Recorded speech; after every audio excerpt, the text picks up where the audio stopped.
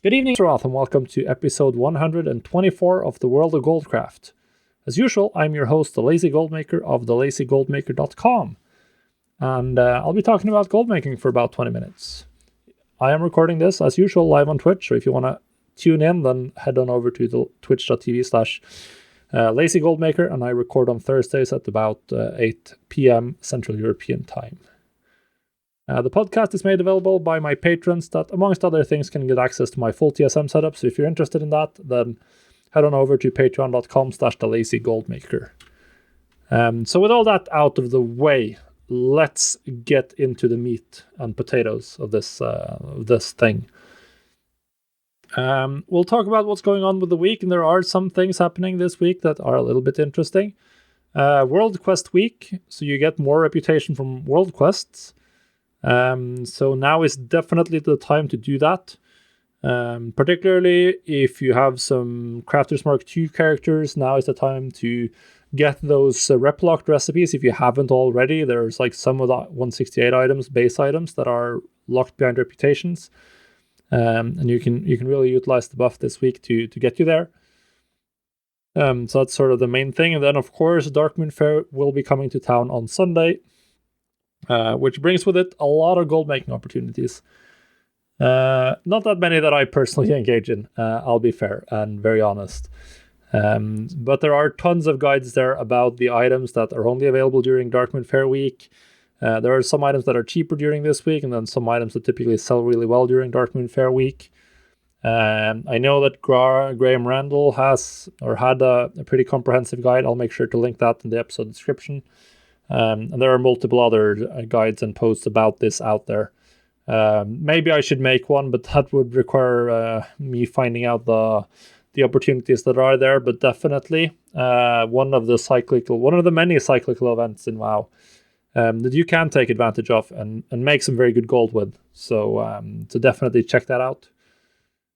So yeah, that's sort of what's going on with the week. There's not that much. We're approaching 9.0.5. I think maybe it even has a release date now, at the end of March. So I don't remember if I read that, if that was an official date or not.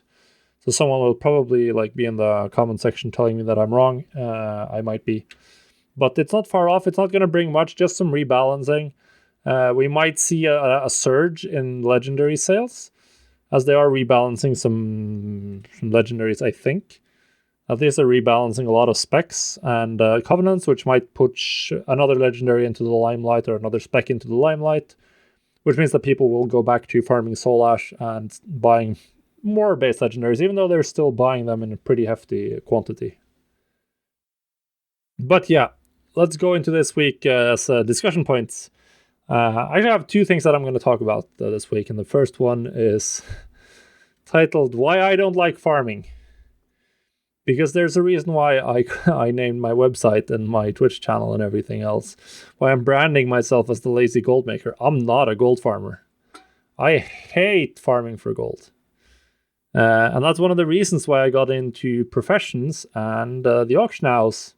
Because I've always hated farming and grinding in MMOs, which is very weird because that's sort of a staple feature of the genre. But I still enjoy MMOs. But I've never enjoyed grinding or farming to fund my gameplay or to acquire in-game currency. Never enjoyed that in any game. It's very weird. And of course, like everyone else, I made up a bunch of rationalizations after this fact about why farming isn't good. And of course, probably made up some stuff. Some of it might be true. Some of it might just be my brain rationalizing why I don't like farming.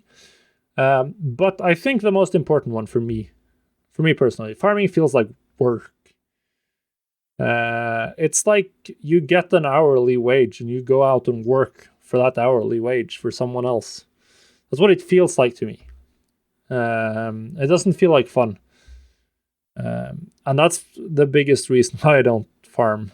I play games to enjoy myself, so I prioritize doing things I enjoy. Of course, on a fundamental level, the amount of effort you have to put into flipping or crafting is gonna be the same. You're gonna have to spend a lot of time doing flipping and crafting. I probably spent I have some obscene played amounts on some of my level 1 bankers. But I have a very different like mental idea of crafting and flipping. I enjoy that a lot because it's a lot more exhilarating. I'm putting my own capital at risk because I buy all my materials. I'm risking my gold. I don't farm my materials at all. I don't like no risk gold making. So I have to make sure that my decision making, that my analysis, that my ideas, that my understanding of the market on some level is on point. And for farming, that's not that important. Just go out and farm materials or something. Just put in some consistent time. You'll get a bunch of useful items and you can sell them. As long as you're focusing on items that have a use for other players, then you're good. Like, just farm current content materials. You can't really go wrong with that. And thus, it's just not interesting. Like, there's certainly optimizations you can do, and some people really, really enjoy doing those kinds of optimizations, but I'm not one of them. Of course, there's also the fact that I've always been interested in finance and markets and economics. I have a master's degree in industrial economics. So naturally, I'd be drawn to the gold making methods that, to some degree, rely on that sort of knowledge. Not really, but at least are similar in nature to speculation and business. And if you follow me on Twitter, you'll see that my Twitter bio says that I'm a trades prince extraordinaire, and that's sort of how I like to view myself and how I enjoy the game of gold. I like the thrill of high value flips, which is why I really, really enjoyed gold making in Legion and BFA, because there were so many high value items to flip, culminating in the most insane patch of them all with 8.3 and corrupted BOEs from Nyloth, which was just on another level. The highs and lows of making investments in super expensive items and sometimes failing and losing 300k gold on a single item, and sometimes making it and making 300k gold on a single item. That's where I want to be personally. Now, farming is incredibly consistent. Unless you go for some of those farms, there are a lot of popular farms that are not really consistent, where you're farming for some quite rare drop chance item. And it's so safe, so much safer. It just puts me off. I don't want to play it safe with gold making. I also find that most games are more exciting when there's risk involved. It makes the losses sting a little bit, and the wins way more satisfying because the losses sting a little bit. So that's because, let's face it, like, crafting is probably objectively like more boring than farming. You're just standing still and clicking buttons. You're not doing anything. At least farming, you have to move your character and look for stuff and at least engage your brain a little bit. But it just hit me in the excitement spot somewhere that farming just doesn't. Making a good crafting operation, making a well-oiled industrial machine to crank out items at efficient prices and posting them, that just feels really cool as well. And that's something I always very much enjoyed, setting up like a huge crafting empire on a realm, utilizing literally all of the materials and cranking them through the factory of the lazy gold maker into as many finished items as possible. So yeah, of course you can, like, to some degree get this excitement from farming if you focus on some of these like high roll farms, like Uldaman with the ultra rare transmog items that you're looking for. And a lot of people enjoy that. I just don't have enough of a grinder's mentality to really enjoy that ever. I'm personally way too much of an effort minimizer, which you can see below my face. You'll see the lazy goldmaker: minimum effort, maximum reward. And I personally care more about minimizing the effort than maximizing the reward. Like, I'd rather if I could find a way to make the same gold I make now in half the time, I might just do that. I'm always looking for ways to minimize the effort while still getting the same amount of reward. And if you do that, you can of course scale up your effort to the same amount of effort and then make more gold. And it's the same side. It's the same thing. You're always trying to optimize your time spent in making gold. And that's also way more possible to do with flipping and crafting, because farming does not scale. The only way to scale farming is to spend more time farming or to multi-box. If you are multi-boxing, then you're playing in a different league. Then you're you're on a different planet. You're playing a different game. We're not going to talk about multi-boxing. Multi-box farming is probably the most time-efficient way to make gold ever. At least some of the methods that were possible in the past. I'm not sure how well they work with hardware multi-boxing. I have no idea. I am not into multi-boxing to farm. But flipping and crafting scales. They scale with the amount of gold you have. And that is the big one. The more gold you have, the more materials you can buy, and you can do larger crafting sessions. And you can repost a week on end. So if you have time to play one large session on Saturday, then you can craft a bunch of stuff. And if you have enough gold, then you can craft enough stuff that you can just keep posting all throughout the week. And you just need like 5 minutes per day to repost. And you'll make a lot of gold. And you can't do that if you don't have a lot of gold, which is why it scales with the amount of gold you have. And obviously the same logic with the flipping, even more so. There are so many items being traded on a daily basis in WoW. What was it? It was like, was it 1 billion gold? Was it more? I don't remember the number. I talked about this on a previous episode, but the amount of gold moving through the economy in WoW every single day is just insane. It's absolutely insane. And like, you can't have enough gold to buy it all, and you wouldn't have enough time to trade it all either. But it's very obvious that flipping and crafting is good and scales, because the amount of time it takes you to craft and sell a 10 gold profit item is going to be the same amount of time as it takes you to craft and sell 1,000 gold profit item, or a 10,000 gold profit item. And obviously the latter is going to be 100 times more profit per hour. And the more gold you have, the more of those opportunities you can get into, and that's just going to get you at a higher and higher and higher level. And flipping is obviously the same. So to sum it up, why I don't like farming, I just find crafting and flipping more engaging, more fun, and more efficient. But yeah, if you are someone who can get in the zone of farming while listening to an audiobook or zoning out or just enjoying the zen of it, I know a lot of people are like that. Some of my friends are like that. I personally could never be like that. I don't know why. I think some people are just wired differently or just enjoy things differently. Because the best gold making methods are going to be the ones you enjoy, because they are the ones you're going to stick with. Like, it doesn't matter if something theoretically is 10% more gold or double the gold per hour. If you're just going to spend way less time doing it because you hate it, then the theoretical gold per hour doesn't matter, because the real world takes precedence. This is the same thing you see with like theory crafting and PvE, high-end PvE gameplay.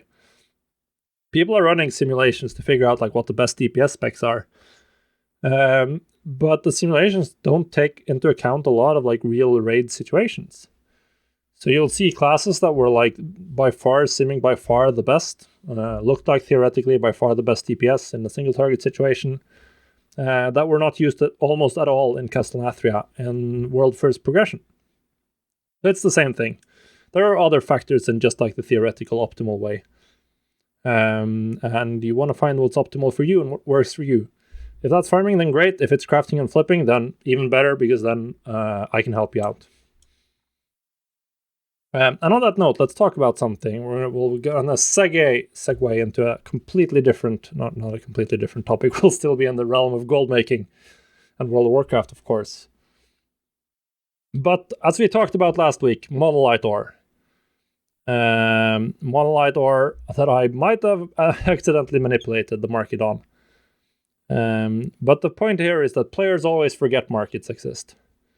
Like, pretty much all WoW markets have some degree of a cyclic nature. They all go through booms and busts. Players enter them as hype develops. Then profit starts trending downwards. Players exit to find the next cool market, the next good gold making method. This happens on like a large scale and small scale. And this is why I keep up activity in a lot of different markets and a lot of different items. And I don't look at, if they're not profitable right now, then my settings just won't post them. And that's it. And I'll wait. And in 3 months, maybe it'll get posted and I make gold.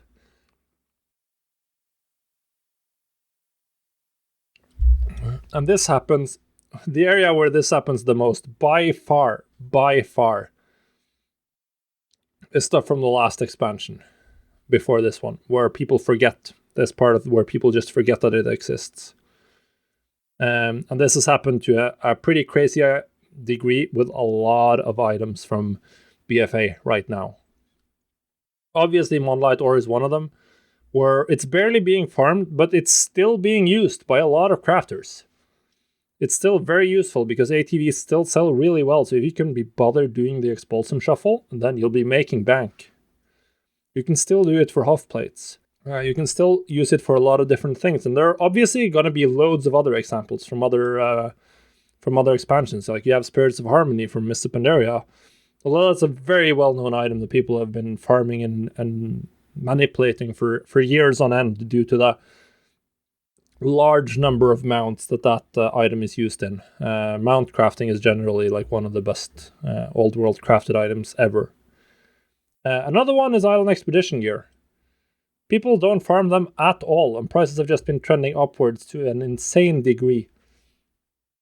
Because no one can do Island Expeditions effectively right now. Of course, we will be getting a solo queue option, so the ability to farm will go up eventually. And I mean, once solo queue Island Expeditions open up, farming that solo is probably going to be quite profitable because some of the prices are insane.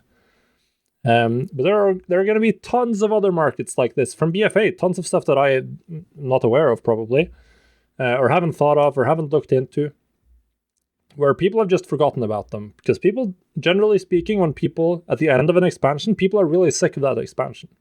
They don't want to touch it anymore. They don't want to be in BFA zones. Even if it was a good expansion, the last patch is almost always the longest, and at the end of it, people are really bored. And they just don't want to see those zones for a while. They want to stay away. And that translates into people just forgetting about a lot of the items. Forgetting about farming them, forgetting about crafting them.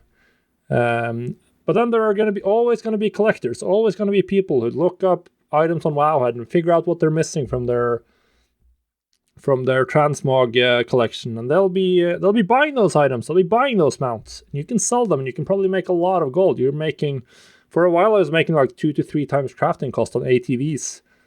But I could hardly find Monolith Ore, and then I just started flipping Monolith Ore instead because that was obviously the next step. I could save time and didn't have to chew through my Expulsum. But always look for opportunities like that. Or look for something that was from the last patch, or something that was super hyped 3 weeks ago, or 5 weeks ago, or 6 weeks ago on the WoW Economy Reddit. Those markets are probably going to be forgotten again by the herd of people. Right now, like today, I sold a rank 2 base legendary from leatherworking for 4 times crafting cost. 4 times I sold a rank 2 Umberhide helmet for 50k.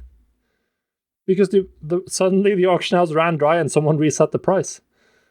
Those things happen. And this is on a super hype up realm. They're always gonna be. And people aren't doing base legendaries right now. Some people feel that market is over. That it's too late to enter it. It might not be. On many realms it's still quite good to enter precisely because a lot of people think that it's not worth it. So that's it. Just always look for what people might have forgotten. There are so many items in WoW. So many. Just an insane amount. And you can certainly find forgotten items with low competition, even on the highest pop realms, that you can make a lot of gold with. So go hunting. So yeah, that's going to be the end of the show, guys. Thank you so much for watching. If you enjoyed the show, then make sure you leave a like and a comment and subscribe to the YouTube channel. If you wanna support the show, you can do so at patreon.com/thelazygoldmaker. Goodbye, guys.